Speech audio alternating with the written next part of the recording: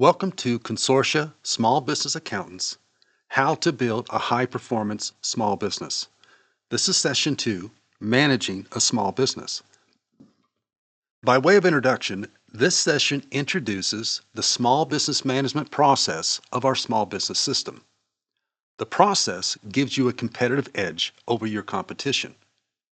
Gaining a competitive edge enables you to increase your financial condition, profit, cash flow, and equity.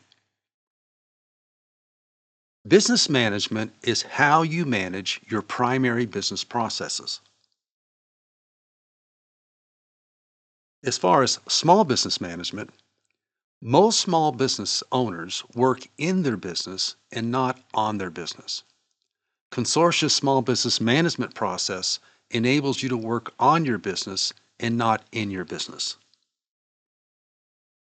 Now, let's begin by talking about how you make more money. Now, let me give you a little background here. So 30 or 40 years ago, Microsoft developed their operating system, initially DOS and then later Windows. Whereas Apple also developed an operating system, Mac OS. Now, obviously, it doesn't do any good to have an operating system if you don't have applications to use on that operating system.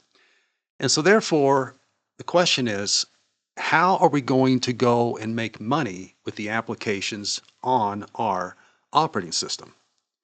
So there's a quote here, we would rather have, this is Microsoft, we would rather have a smaller commission on a larger number of sales than a larger commission on a smaller number of sales.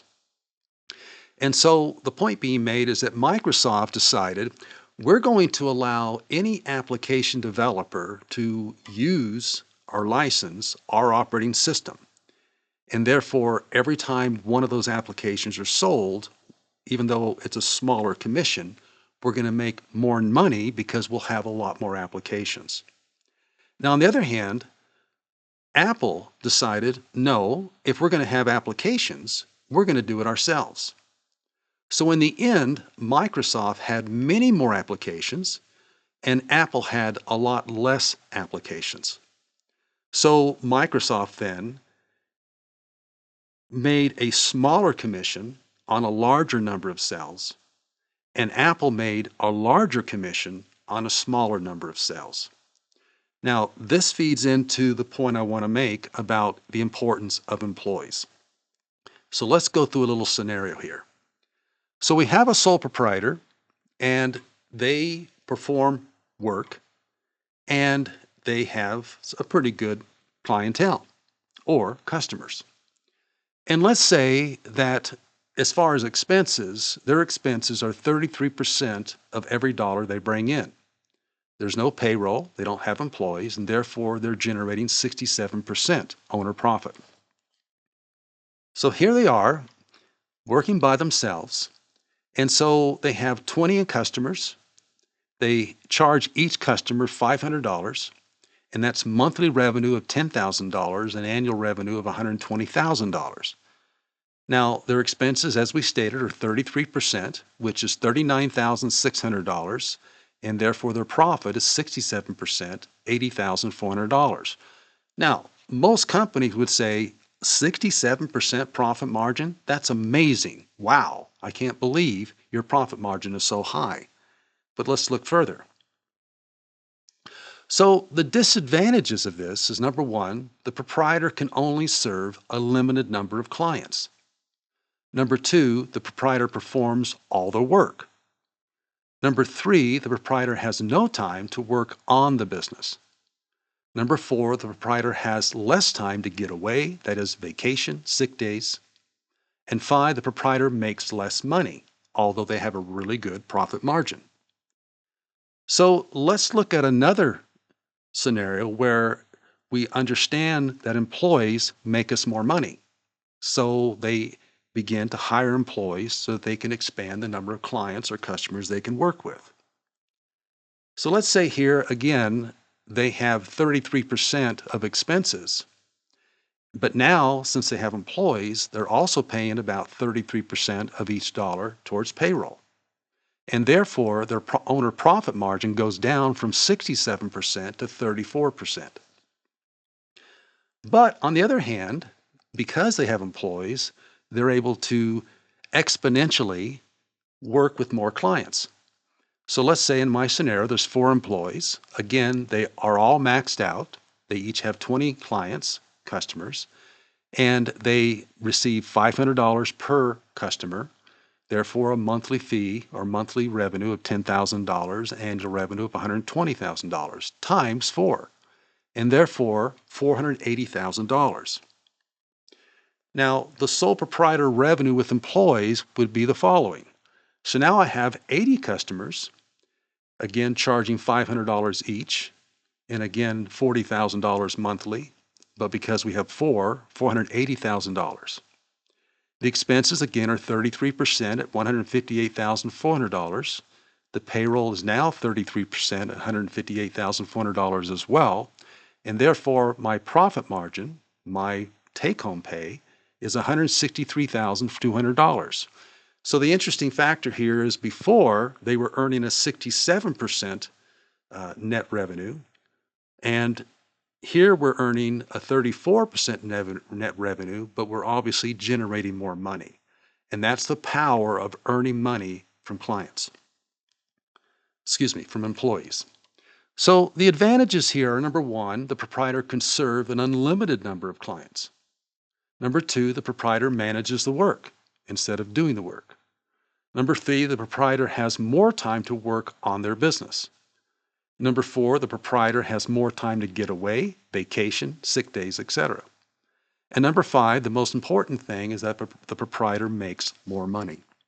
And by the way, in my scenario, as I stated, they don't even do any work. Okay, that is as far as the work being performed with employees, or with clients. Okay, so now we come back to this small business management. And so again, this is what we want to envision. This is where we want to go. We want to get it to where, as an owner, I spend time getting the work, I have a manager who manages the work, and I have workers who perform the work.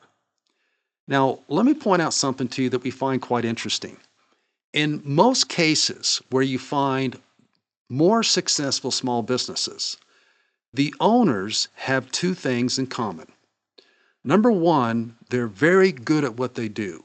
Real estate agent, mortgage company, accountant, landscaper, contractor, whatever. So they really know how to do what they do. But at the same time, they also know how to get customers. And that's a key. If you can do 2 of those things, or both of those things, you will have a much better success rate than anybody else. Okay. Now, the question is, how do we get here? And where do we go with this? So let's talk about how you get there. Now, the first thing we're going to talk about is what we call small business vertical development. So you're going to grow your company to be what we just showed you. Okay. And you see that to the far right. That's where we want to be. But on the other hand, we're just starting. And so on the left-hand side, I'm not only the proprietor, the owner, but I'm also the worker, as we explained. I'm doing all the work. So because I can also pick up work, and I'm able to do so, I move up because now I need more help. I cannot do it all by myself. So I have to hire a worker. So I move from being a proprietor worker to being a proprietor trainer. And so I'm training this worker on how to do the work. Now, as time goes on, I get a little more freedom to pick up more customers. And so I turn into a proprietor manager. And my former worker turns into the worker trainer. And then we hire another worker to help us get the work done. Now, as I continue to pick up customers, I gravitate from proprietor manager to proprietor, manager, and CEO. Now, what's the difference? A manager manages a process. And so in other words, I manage the R&D process. I manage the marketing process. I manage the sales process, etc. So in other words, the primary business process we've talked about. So managers manage the processes. Whereas when we talk about a CEO, whether that's their actual title or not, I'm talking about what they do. A CEO doesn't manage a process. They manage all the processes to make sure they're creating what we talked about last time, synergy, the ultimate of what we can accomplish together. And then as time goes on, we pick up more work and I become the proprietor CEO. So I'm no longer managing it all, but I'm just the symphony conductor and I'm conducting this symphony of business processes. Now let's go back to the worker. So the first worker, as they move up, they become a worker trainer. And then as they move up, they become a worker manager. And then as they move up, they become the manager. And so that's the way it works, so on and so forth. And every time the proprietor moves up, the original worker moves up, we have to hire a new employee to get all this new work done. So in the end, we find that here I am, the proprietor, the symphony conductor, being a CEO, overseeing all aspects of the business. And then I have a manager or managers managing each of these processes. And then I have workers who are also managing the work. And I have trainers that are training the work. Now, again, it all depends on your scenario, but the bottom line is, once you accomplish the vertical climb, now we want to go to what's called a small business horizontal development. And so we went up, we've accomplished what we wanted to do, and now the way we continue to grow and prosper is that we go horizontal. So now what happens is, here I am, the proprietor, the CEO, and let's just stick with the scenario where we're doing this work. But what happens is that we expand. We hit so much work. For example, let's say I'm a landscaper. So what happens is I've gotten so big, I have to have in my scenario here 5 teams. And each team has a manager worker, a worker trainer, and workers. And they continue to vertically climb. Whereas the 5 teams together. So you begin to understand how you build a high performance business. And this is the way we would suggest that you manage it. Now, let me condense it here and show you how our organization works. So we're talking about now having a high performance small business organization. And so the idea then is that we need to have somebody managing the processes. And so we need somebody managing the R&D, the marketing and sales, the production, the finance, and the customer service. And again, as we grow and prosper, we get to a point where as the owner, original owner, I become the CEO. But as we talked about, all of these things need to be processing. So in other words, this is what we're looking for. And so in other words, here we have consortia small business accountants. And this is how we work with our clients. You know, if we just said, go and do the vertical, go and do the horizontal, many of you or some of you could do just that over time. On the other hand, if you want to get there faster and be more successful, here's something that we would like you to consider. So what happens here when we work with our clients is that we either help them develop an R&D department in a sense, or team, or we do it for them. We help them develop a marketing and sales team, or we do it for them. We help them develop a finance team, managing those 3 cash flows that we talked about, operations, finance, and investment, or we help them. And then, of course, we can help them build a customer service team or even do their customer service. And this is what we'll be talking about. The rest of the sections, we're going to talk about what needs to be done. Then the question is, how does it get done? But I want to make sure you know up front, you have 2 options, as I've stated from the very beginning. You can go and do this on your own, or we can assist you. Again, that's your call. And so the point in this scenario here then is that the small business client, they focus more on doing the work, not doing the work themselves, but getting the work done. They're going to focus on effectiveness and efficiency that we talked about before. That's what they do. And so in the end then, what we'll be doing is achieving the primary business objectives. Number one, you'll increase your financial condition.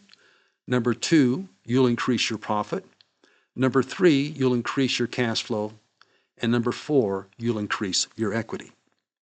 So that completes session 2. Next session will be session 3, research and development, increasing profit. Have yourselves a wonderful day.